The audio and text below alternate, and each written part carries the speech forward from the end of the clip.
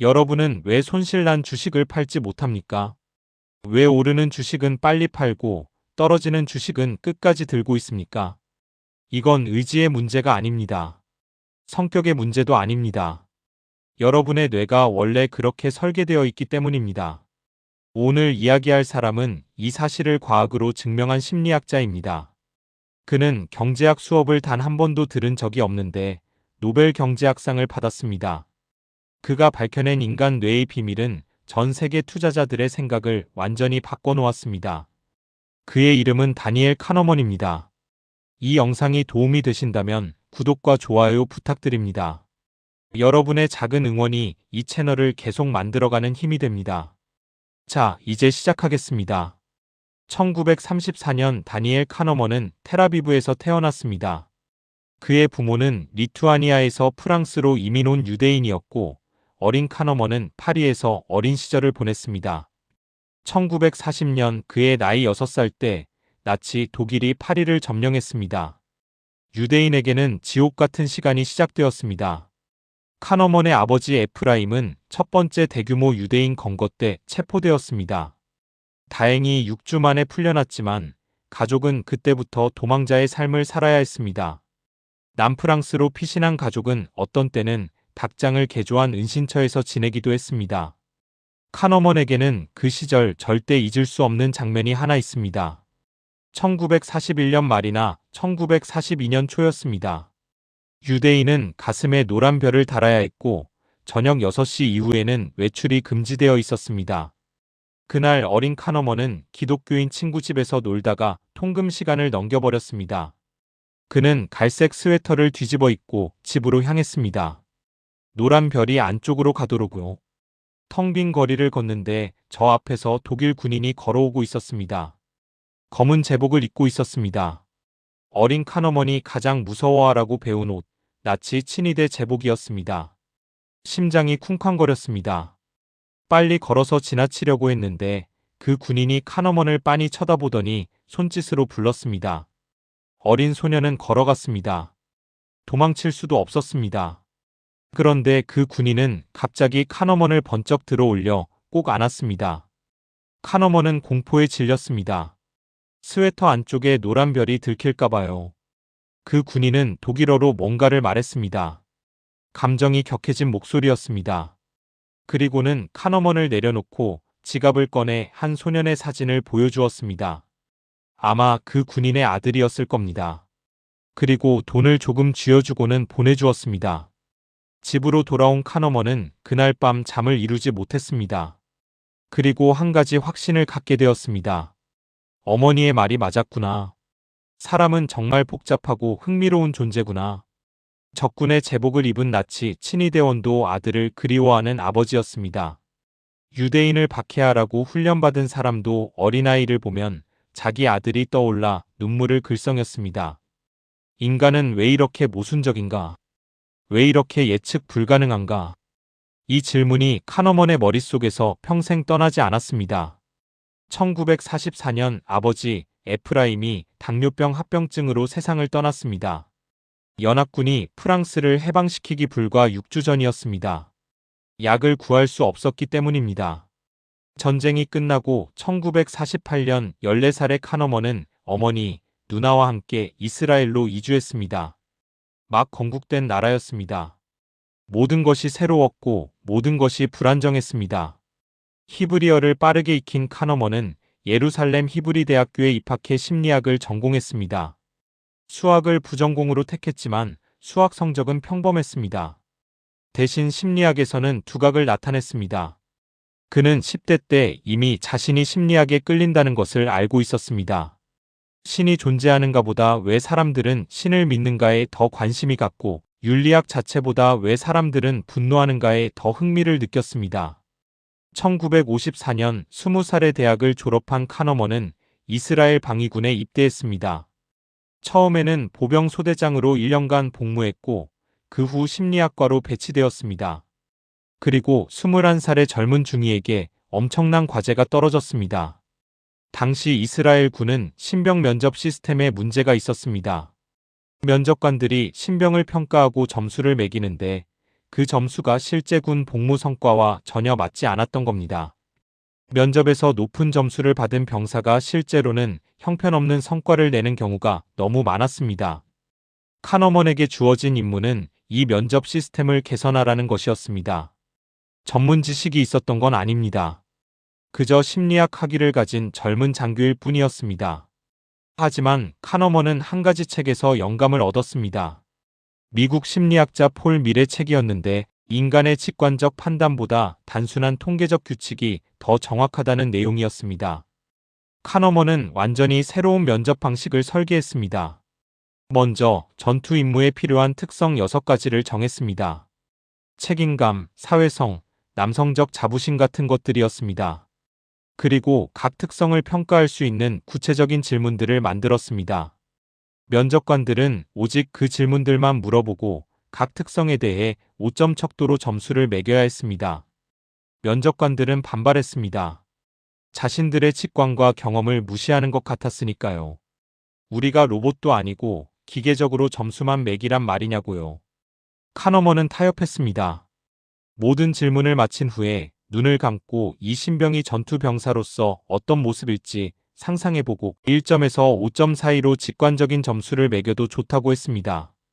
결과는 놀라웠습니다. 6가지 특성 점수의 합계는 기존 면접 방식보다 훨씬 정확하게 병사의 미래 성과를 예측했습니다. 그런데 더 놀라운 건 따로 있었습니다. 눈 감고 매긴 직관적 점수도 예전보다 훨씬 정확해진 겁니다. 왜 그랬을까요? 구조화된 질문을 통해 구체적인 정보를 수집하는 과정이 면접관의 직관까지 개선시킨 겁니다. 체계적으로 생각하는 훈련이 된 거죠. 이 면접 시스템은 카너먼이 떠난 후에도 수십 년간 이스라엘 군에서 사용되었습니다. 지금도 그 기본 원리는 남아 있습니다. 21살의 젊은 중위는 이때 중요한 교훈을 얻었습니다. 인간의 직관은 믿을 수 없다. 하지만 올바른 구조를 갖추면 직관도 개선될 수 있다. 1958년 카너먼은 미국으로 건너가 버클리 캘리포니아 대학교에서 박사학위를 받았습니다. 그리고 1961년 히브리 대학교로 돌아와 강의를 시작했습니다. 1969년 카너먼의 인생을 바꿀 만남이 이루어졌습니다. 히브리 대학교의 한 세미나에 아모스 트버스키라는 젊은 심리학자가 초청 강연을 왔습니다. 카너먼보다 3살 어린 이 학자는 이미 학계에서 떠오르는 스타였습니다. 자신감 넘치고 재치 있고 논리가 날카로웠습니다. 두 사람은 처음부터 죽이 잘 맞았습니다. 트버스키는 외향적이고 카리스마가 있었고 카너먼은 내성적이고 걱정이 많았습니다. 성격은 정반대였지만 지적인 관심사는 완벽히 일치했습니다. 둘 다 인간의 판단과 의사결정에 매료되어 있었습니다. 그들은 매일 만나 대화했습니다. 점심을 함께 먹고 산책을 하고 서로의 연구실을 오갔습니다. 짧은 논문 하나를 쓰는데도 수백 시간을 함께 토론했습니다. 한 문장을 놓고 몇 시간씩 논쟁하기도 했습니다. 카너먼은 나중에 이렇게 회상했습니다. 트버스키와 함께 일하는 건 황금알을 낳는 거위를 갖는 것과 같았다고요. 혼자서는 절대 도달할 수 없는 곳에 함께라면 갈 수 있었습니다. 그들이 연구한 주제는 간단했습니다. 인간은 정말 합리적으로 판단하는가? 당시 경제학의 기본 전제는 이랬습니다.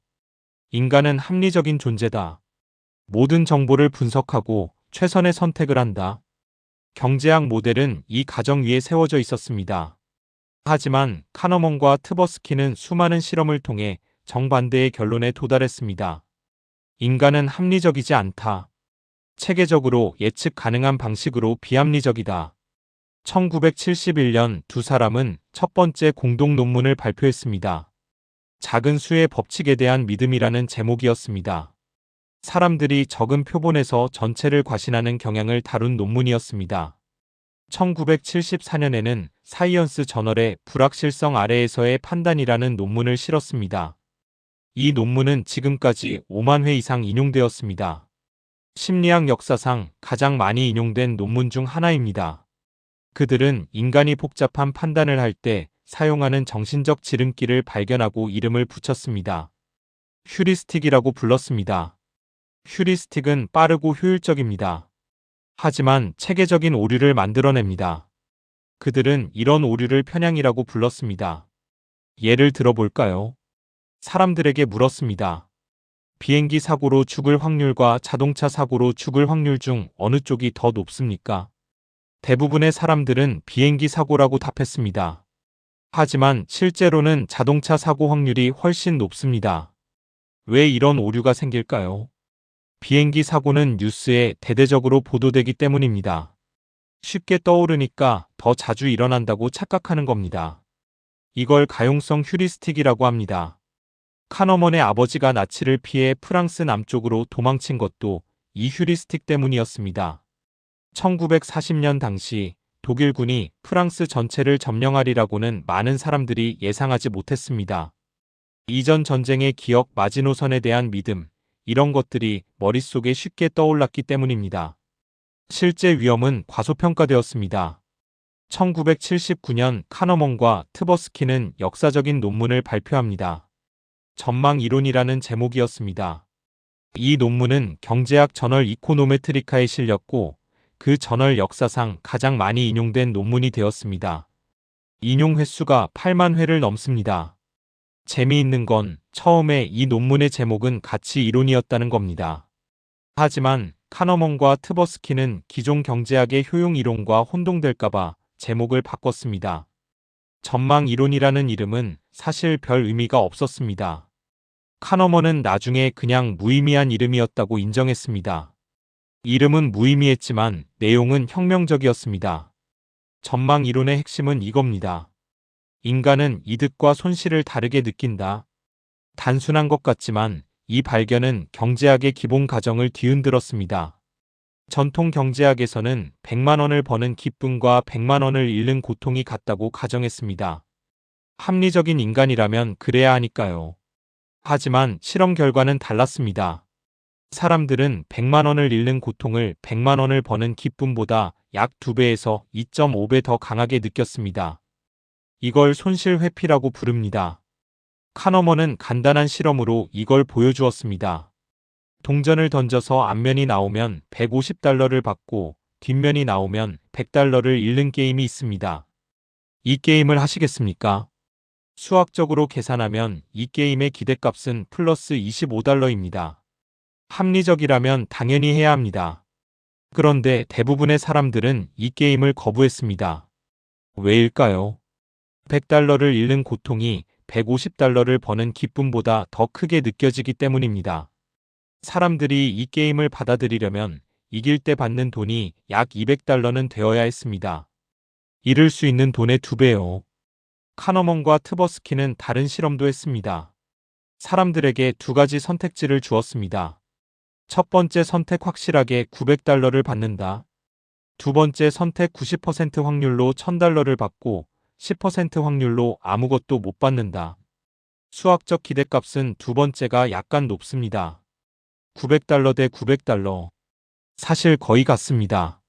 하지만 대부분의 사람들은 첫 번째를 선택했습니다. 확실한 이득을 원했습니다. 이번에는 질문을 바꿨습니다. 첫 번째 선택 확실하게 900달러를 잃는다. 두 번째 선택 90% 확률로 1000달러를 잃고 10% 확률로 아무것도 안 잃는다.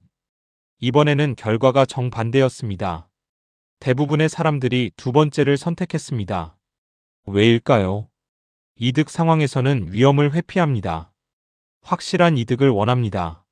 손실 상황에서는 위험을 추구합니다. 손실을 피할 가능성에 베팅합니다. 이게 바로 투자자들이 하는 행동입니다. 주가가 올랐을 때는 빨리 팔아서 이익을 확정합니다. 위험을 회피하는 거죠. 주가가 떨어졌을 때는 안 팝니다. 혹시 회복될지도 모르니까요. 위험을 추구하는 겁니다. 결과적으로 작은 이익과 큰 손실의 조합이 됩니다. 이 발견이 투자에 어떤 영향을 미치는지 생각해 보십시오. 주가가 올랐을 때의 기쁨보다 주가가 떨어졌을 때의 고통이 2배 이상 강합니다. 그래서 어떤 일이 벌어지느냐? 이익이 났을 때는 빨리 팔고 싶어집니다. 이 기쁨을 확정하고 싶으니까요. 혹시 떨어지면 어쩌나 하는 두려움도 있고요. 손실이 났을 때는 팔고 싶지 않습니다. 파는 순간 손실이 확정되니까요. 그 고통을 피하고 싶어서 계속 들고 있습니다. 언젠가 오르겠지, 본전만 되면 팔겠다고 생각하면서요. 결과는 뭡니까? 수익은 작게, 손실은 크게 됩니다. 이건 성격의 문제가 아닙니다. 의지력의 문제도 아닙니다. 인간의 뇌가 원래 그렇게 설계되어 있는 겁니다. 카너먼은 이런 인간 사고의 특성을 더 깊이 연구했습니다. 그는 인간의 사고방식을 두 가지 시스템으로 나눴습니다. 원래 이 개념은 심리학자 키스 스타노비치와 리처드 웨스트가 제안한 것이었는데 카너먼이 대중화시켰습니다. 시스템 1은 빠르고 자동적이고 감정적입니다. 노력이 거의 들지 않습니다. 직관이라고 부를 수 있습니다. 시스템 2는 느리고 의식적이고 논리적입니다. 집중과 노력이 필요합니다. 이성이라고 부를 수 있습니다. 카너먼은 왜 시스템 1, 시스템 2라고 불렀을까요? 자동적 시스템, 노력 시스템이라고 부르면 더 설명적이지 않았을까요? 카너먼의 대답은 단순했습니다. 자동적 시스템이라고 말하는 것보다 시스템 1이라고 말하는 게 더 짧기 때문이라고요. 짧은 이름이 작업 기억에 부담을 덜 준다고요. 그래서 생각할 여유가 더 생긴다고요. 이것도 인간 사고의 특성을 보여주는 예시입니다. 예를 들어볼까요? 2 더하기 2는 얼마입니까? 답이 바로 떠오르죠. 4입니다. 이건 시스템 1이 처리합니다. 17 곱하기 24는 얼마입니까? 이건 바로 안 떠오릅니다. 종이에 써가며 계산해야 합니다. 이건 시스템 2가 처리합니다. 문제는 시스템 2가 게으르다는 겁니다. 시스템 2는 에너지를 많이 씁니다. 그래서 가능하면 일하기 싫어합니다. 시스템 1에게 맡기려고 합니다.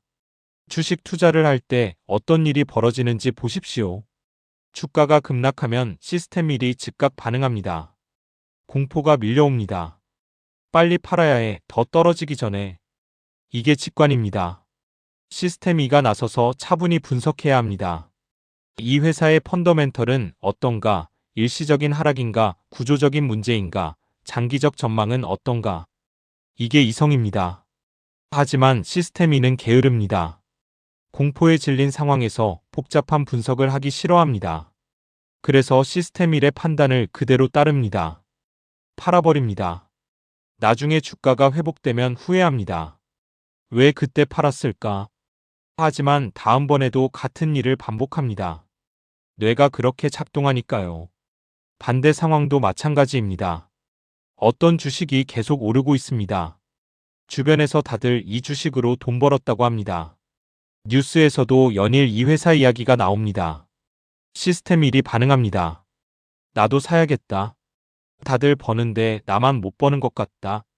지금 안 사면 기회를 놓친다. 시스템 2가 나서야 합니다.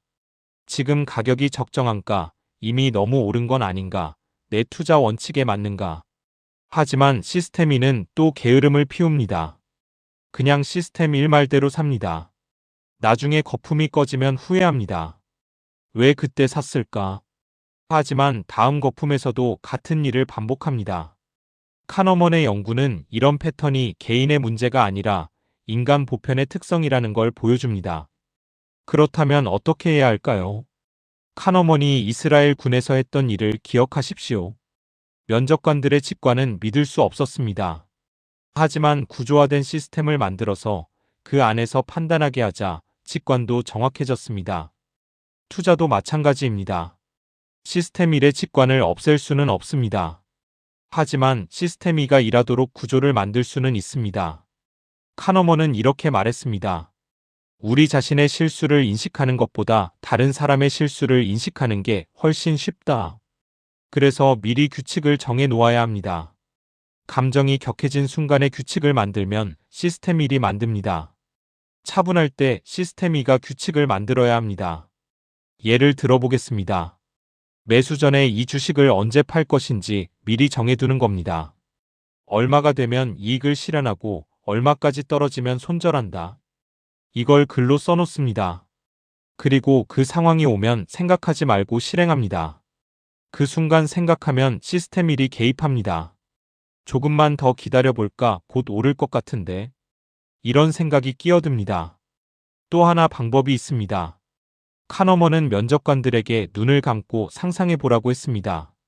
이 신병이 전투병사가 된 모습을요. 투자에서도 비슷하게 할 수 있습니다. 주식을 사기 전에 눈을 감고 상상해 보는 겁니다. 1년 후에 이 주식이 반토막 났다고요.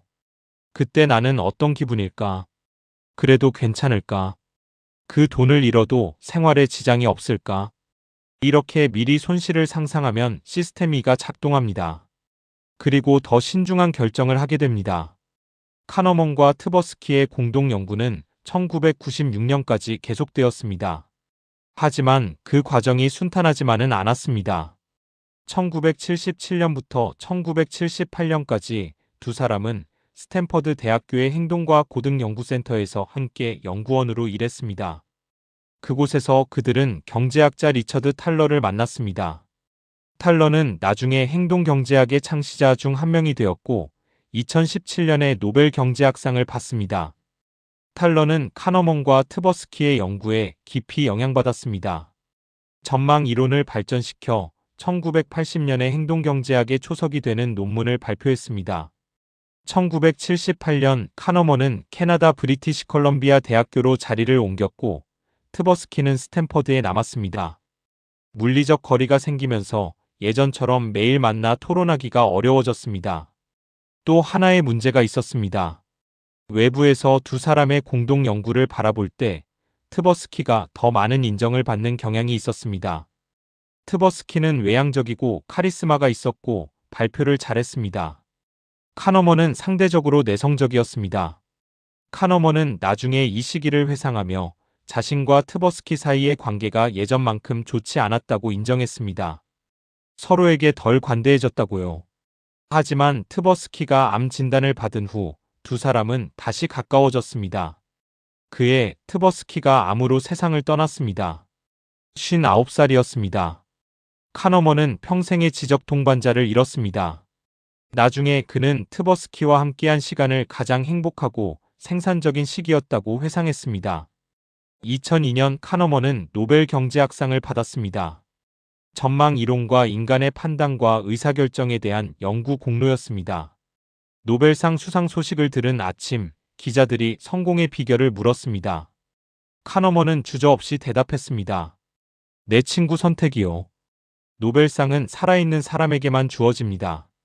트버스키가 살아있었다면 당연히 함께 받았을 겁니다. 카너먼은 수상 연설에서 트버스키의 공로를 강조했습니다. 2011년 카너먼은 생각에 관한 생각이라는 책을 출간했습니다. 영어 제목은 Thinking Fast and Slow입니다. 빠른 생각과 느린 생각. 이 책은 전 세계적으로 베스트셀러가 되었습니다. 복잡한 학술 연구를 일반인도 이해할 수 있게 풀어 쓴 책이었습니다. 책 출간 후 카너먼의 영향력은 더욱 커졌습니다. 2013년에는 버락 오바마 대통령으로부터 자유훈장을 받았습니다. 미국 민간인에게 주어지는 최고 영예입니다. 오바마 대통령은 이렇게 말했습니다. 카너먼은 인간의 의사결정 연구를 사실상 발명한 사람이라고요. 2015년 이코노미스트지는 카너먼을 세계에서 7번째로 영향력 있는 경제학자로 선정했습니다. 경제학 수업을 한 번도 들은 적 없는 심리학자가요. 카너먼은 자신을 낙관주의자가 아니라고 말했습니다. 그의 친구 리처드 탈러는 카너먼을 열렬한 비관주의자라고 불렀습니다. 카너먼 자신도 이걸 인정했습니다. 나는 걱정이 많은 사람이고 유쾌한 사람은 아니라고요. 그는 인터뷰에서 자신을 아주 열심히 일하는 사람이라고 묘사했습니다. 그리고 프로젝트를 진행할 때마다 어느 시점에서는 모든 게 쓸모없다고 확신하게 된다고 했습니다. 동료들은 이걸 카너먼과 일하는 과정의 일부로 받아들였습니다. 하지만 동시에 이렇게도 말했습니다. 나는 큰 즐거움을 느낄 수 있는 사람이고 좋은 인생을 살았다. 비관주의자가 좋은 인생을 살 수 있다. 이것도 인간의 복잡함을 보여주는 거겠죠. 카너먼은 행복에 대해서도 연구했습니다. 1990년대부터 그는 행복심리학이라는 분야로 관심을 넓혔습니다. 그는 행복을 두 가지로 나눴습니다. 경험하는 자아의 행복과 기억하는 자아의 행복. 경험하는 자아는 지금 이 순간 무엇을 느끼는가에 관한 겁니다. 기억하는 자아는 나중에 그 경험을 어떻게 기억하는가에 관한 겁니다. 둘은 다릅니다. 예를 들어 2주간의 휴가와 1주간의 휴가가 있다고 합시다. 경험하는 자아의 관점에서 2주 휴가가 당연히 더 많은 즐거움을 줍니다. 2배의 시간이니까요. 하지만 기억하는 자아의 관점에서는 거의 차이가 없습니다. 휴가가 끝나고 나면 1주든 2주든 비슷하게 기억됩니다. 카너먼은 사람들이 삶의 만족을 추구할 때 주로 기억하는 자아의 관점에서 생각한다고 말했습니다. 하지만 그게 진정한 행복인지는 의문을 제기했습니다. 투자에서도 비슷한 점이 있습니다. 경험하는 자아는 매일 주가 변동에 일희일비합니다. 기억하는 자아는 나중에 그 투자가 결과적으로 어땠는지만 기억합니다. 장기 투자자라면 경험하는 자아의 고통에 너무 휘둘리지 않는 게 좋을 겁니다. 2024년 3월 27일 다니엘 카너먼은 90세를 일기로 세상을 떠났습니다. 그가 남긴 유산은 무엇일까요? 카너먼 이전의 경제학은 인간을 합리적 존재로 가정했습니다. 호모 이코노미쿠스, 경제적 인간이라고 불렀습니다. 모든 정보를 완벽히 분석하고 최적의 선택을 하는 존재요. 카너먼은 이게 허구라는 걸 증명했습니다. 인간은 완벽하게 합리적이지 않습니다. 체계적으로 예측 가능한 방식으로 비합리적입니다. 손실을 과대평가하고 쉽게 떠오르는 정보에 휘둘리고 빠른 직관에 의존합니다. 이게 나쁜 소식일까요? 아닙니다. 좋은 소식입니다. 예측 가능하다는 건 대비할 수 있다는 뜻입니다. 우리 뇌가 어떻게 오류를 만드는지 알면 그 오류를 피할 구조를 만들 수 있습니다. 카너먼이 21살 때 이스라엘 군에서 했던 것처럼요. 투자에서 이걸 적용해 보겠습니다. 첫째, 손실 회피를 인정하십시오. 손실이 이득보다 2배 아프게 느껴지는 건 정상입니다. 당신만 그런 게 아닙니다. 인간이 다 그렇습니다. 이걸 인정하는 게 첫걸음입니다. 둘째, 미리 규칙을 정하십시오. 감정이 격해진 순간에 결정하지 마십시오. 시장이 평온할 때 시스템이가 규칙을 만들어 두십시오. 그리고 그 규칙을 따르십시오. 셋째, 자동화하십시오. 손절 라인, 이익 실현 라인을 미리 설정해 두면 감정이 끼어들 틈이 없습니다. 시스템 미리 개입하기 전에 실행됩니다. 넷째, 기록하십시오. 매수와 매도의 이유, 그때의 감정 상태를 적어 두십시오. 나중에 돌아보면 자신의 패턴이 보입니다. 다른 사람의 실수를 보는 것처럼 자신의 실수도 볼 수 있게 됩니다. 다섯째, 시간을 두십시오. 충동적인 결정을 하고 싶을 때 24시간만 기다려 보십시오. 시스템 2가 작동할 시간을 주는 겁니다. 하루가 지나면 생각이 달라지는 경우가 많습니다. 여섯째, 포트폴리오 전체를 보십시오. 카너먼은 사람들이 개별 거래에 집중하고 전체 그림을 놓치는 경향이 있다고 말했습니다.